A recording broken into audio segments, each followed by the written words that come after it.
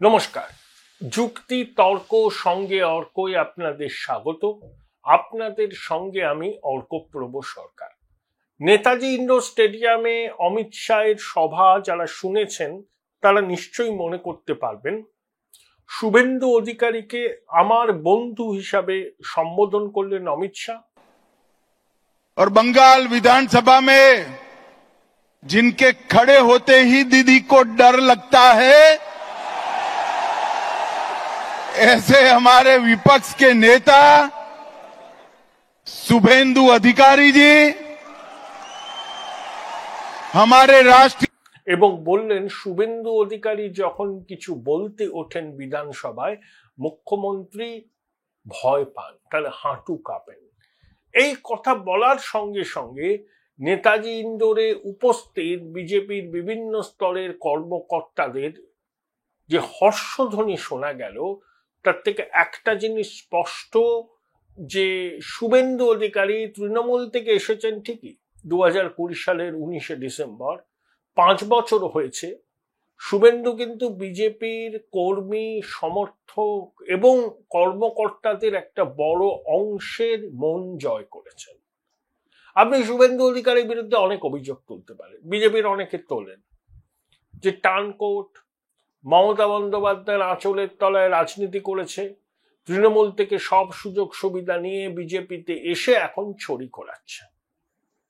এই অভিযোগগুলো অনেকেই তোলেন, যারা ওই আদি বিজেপি বলি, যাদের পারফরমেন্স কোনো কালেই খুব ভালো ছিল না, এবং তাদের সঙ্গে সঙ্গত করছেন দিলীপ ঘোষ।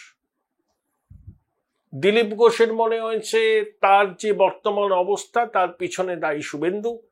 শুভেন্দুর কলকাঠিতেই তাকে মেদিনীপুর আসন ছাড়তে হয়েছিল ইত্যাদি। এবং তিনি যখন সুযোগ পাচ্ছেন শুভেন্দুকে বিঁধছেন। যেমন দীঘায় জগন্নাথ মন্দিরের উদ্বোধনে গিয়ে তিনি যেভাবে মুখ্যমন্ত্রীর প্রশংসা করলেন, সেখানে শুভেন্দুর তো সনাতনী সভা হচ্ছিল কাঁথিতে, সেখানে যাননি। সোজা দীঘায় গিয়ে তিনি যেভাবে মাইকের সামনে সব বলতে শুরু করলেন তাতে বিজেপির অস্বস্তি হয়েছিল। তবে দিলীপ ঘোষের ক্ষতি অনেক বেশি হয়েছে। দিলীপ ঘোষ এখন বিজেপিতে ব্লাক্ত হয়ে গেছেন, কোনো অনুষ্ঠানেই তিনি ডাক পান না।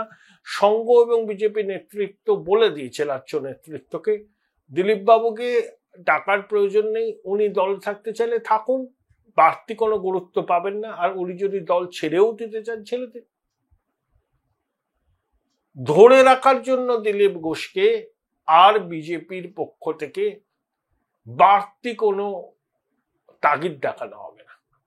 হ্যাঁ, দিলীপ বাবু যদি বিজেপিতে থাকেন নির্বাচনে হয়তো প্রতিদ্বন্দ্বিতা করার সুযোগ পাবেন, টিকিটও পাবেন, সেটা ডিফারেন্ট থিং। দিলীপ বাবু তো শুধু একটা টিকিট নিয়ে বিধানসভায় লড়তে চান না, তিনি রাজ্য রাজনীতিতে বিজেপির অভ্যন্তরে গুরুত্বপূর্ণ দায়িত্ব পেতে চান। কিন্তু সেটা এখন সম্ভব হচ্ছে না, যদিও দিলীপ বাবু তো 6 বছর ধরে বিজেপির রাজ্য সভাপতি ছিলেন, তাই রাজ্য সভাপতি হওয়া দিলীপ বাবুর পক্ষে সম্ভব নয়। আর দীঘায় গিয়ে জগন্নাথ মন্দিরের উদ্বোধনে দিলীপ বাবু যে কাণ্ড কারখানা করেছেন, বিজেপি এবং সংঘ নেতৃত্ব তার উপর যার পর নাই ক্ষুব্ধ। এই যে জন বার্লা বিজেপি ছেড়ে তৃণমূলে যোগ দিয়েছে, জন বার্লা তার বিজেপি ছাড়ার পিছনে শুভেন্দুকে দায়ী করেছেন। তিনি বলেছেন যে রেলের জমিতে 160 কোটি টাকা খরচ করে একটা হসপিটাল করতে চেয়েছিলেন, ফান্ডও নাকি জোগাড় হয়ে গেছিল, বিরোধী দলনেতা কলকাঠি নেলে সেটা হতে দেননি। বিরোধী দলনেতা শার্প রিয়াকশন দিয়েছেন, চিঠি পাঠিয়েছেন, মানহানির মামলা করবেন বলেছেন যদি না জন বার্লা এই বক্তব্যের জন্য ক্ষমা না চান। দিলীপ ঘোষ আবার জন বার্লার বক্তব্যকে পরোক্ষে সমর্থন করেছেন। তো দিলীপ ঘোষের অবস্থান এখন দলের মধ্যে নড়বড়ে।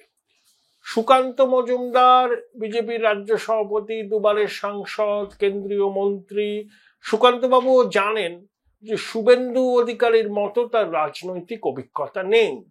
শুভেন্দু 37 বছরের রাজনৈতিক অভিজ্ঞতা, একবারে কলেজ থেকে শুরু করে আজকে বিরোধী দলনেতা, মন্ত্রী, সাংসদ, অনেক কিছু হয়েছে, কাউন্সিলর। এবং শুভেন্দু কিন্তু কর্মী সমর্থকদের পাশে দাঁড়ান, সম্পূর্ণ ব্যক্তিগত উদ্যোগে দাঁড়ান। তার মনোনীত অনেক প্রার্থী নির্বাচনে জিততে পারেনি লোকসভায়, এটা ঠিক, আবার পূর্ব মেদিনীপুরে তৃণমূলের মুখের গ্রাস ছিনিয়ে নিয়েছেন শুভেন্দু অধিকারী 2টো আসনে জয়লাভ করে লোকসভায়। তাই আমার যে ধারণা, অমিত শাহের বক্তব্য থেকে একটা জিনিস স্পষ্ট, যে যাই বলুন না কেন কেন্দ্রীয় স্বরাষ্ট্রমন্ত্রী শুভেন্দু বাবুর চোখ দিয়েই কিন্তু বাংলাকে দেখছেন এবং দেখবেন। নইলে অমিত শাহ বলতেন না, কাউকে বলেননি আমার বন্ধু শুভেন্দু অধিকারী। শুভেন্দু তো পরিশ্রম করছেন, অনস্বীকার্য। কখনো উত্তরবঙ্গ, কখনো দক্ষিণবঙ্গ, কখনো কলকাতা, দিনে 400 কিলোমিটার ট্রাভেল করছে হামেশা, এবং কর্মী সমর্থকদের সঙ্গে যোগাযোগ আছে। সঙ্গের সঙ্গেও শুভেন্দু কিন্তু তার সম্পর্কটাকে ধীরে ধীরে মজবুত করছে। মাঝে হয়তো শুভেন্দুর রাজনৈতিক পথ আরএসএস এর বিচারধারার মধ্যে পার্থক্য ছিল, কিন্তু এখন সেই পার্থক্যটা নেই। আরএসএস মনে করত কয়েকদিন আগেও যে এখানে বাম কংগ্রেস আগামী দিনে মাথাচাড়া দিতে পারে। তাদের কাছে বাম কংগ্রেসের ইডিওলজিক্যাল চ্যালেঞ্জটা অনেক বেশি ছিল তৃণমূলের থেকে।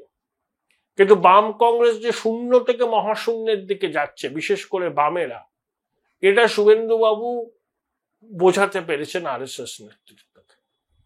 তাই আরএসএসও এবার ওই বাম কংগ্রেস জুজুকে আর গুরুত্ব দিচ্ছে না। তারা মনে করছে যে বিজেপি এখানে ক্ষমতায় আসতে গেলে তৃণমূলকেই মোকাবিলা করতে হবে, এবং সেই জন্য সঙ্গের যারা প্রচারক আছেন, যারা সিম্প্যাথাইজার আছেন, তারা কিন্তু নেমেছেন, এবারে আগে থেকেই নেমেছেন।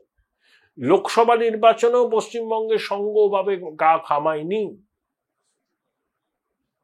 বিজেপিতে তার খেসারত দিতে হয়েছে ভারতে, কিন্তু তারপরে বিজেপির শীর্ষ নেতৃত্ব এবং সঙ্গের শীর্ষ নেতৃত্ব আলাপ আলোচনার মাধ্যমে যে মত পার্থক্যগুলো ছিল সেগুলো অনেকটা নিরসন করেছেন।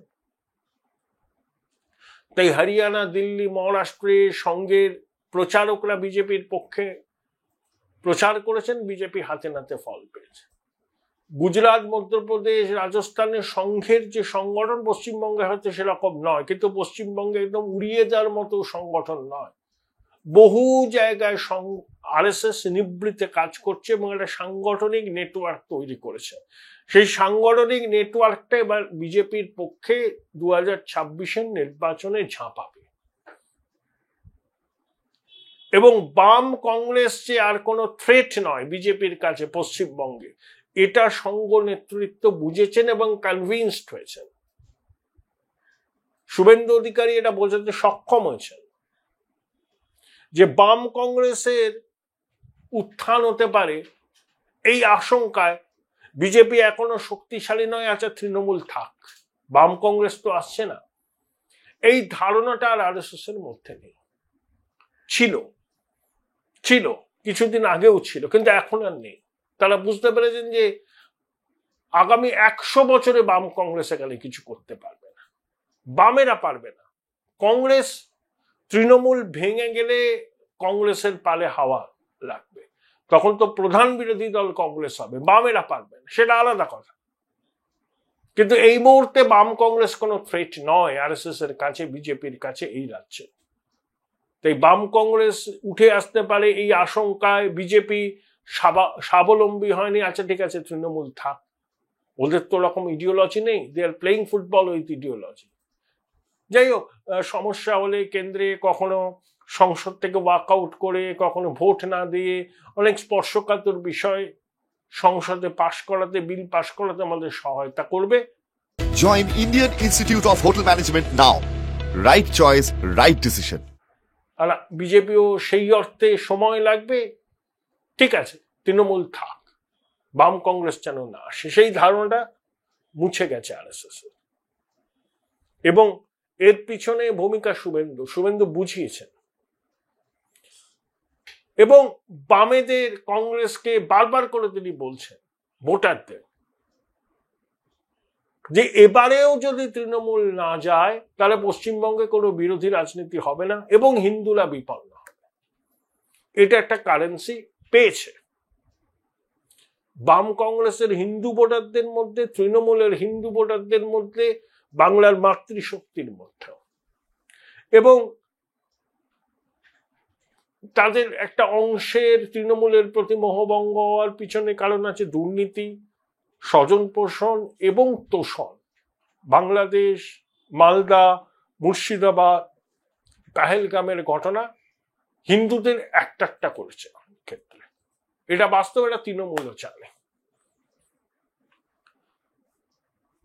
এবং শুভেন্দুর গুরুত্ব যে বাড়ছে সেটা কিন্তু অমিত শাহের বক্তব্য থেকে স্পষ্ট। এবং শুভেন্দুর কথা যে অমিত শাহ বললেন, নেতাজি ইন্ডোর জুড়ে যে হাততালি পড়ল, সেটাও তার ইঙ্গিত। শুভেন্দুর গুরুত্ব বাড়ছে তার মানে এই নয় যে টিকিট বিডির ক্ষেত্রে শুভেন্দুই শেষ কথা বলবেন, না, এরকম কোনো ধারণা করা ঠিক নয়। আমার ধারণা 2 মেদিনীপুর, বাঁকুড়া, পুরুলিয়ায় প্রার্থী বাছাইয়ের ক্ষেত্রে শুভেন্দুর মতামত সর্বাধিক গুরুত্ব পাবে। অন্য জায়গায় সুকান্ত মজুমদার, সংঘ, আরো বিজেপির যা নিয়ম আছে, একটা কেন্দ্র পিছু 3 জন নাম, তারপরে ওদের সেন্ট্রাল পার্লামেন্টারি পার্টি প্রধানমন্ত্রী উপস্থিতিতে চূড়ান্ত নামটি স্থির করেন, এগুলো তো আছেই।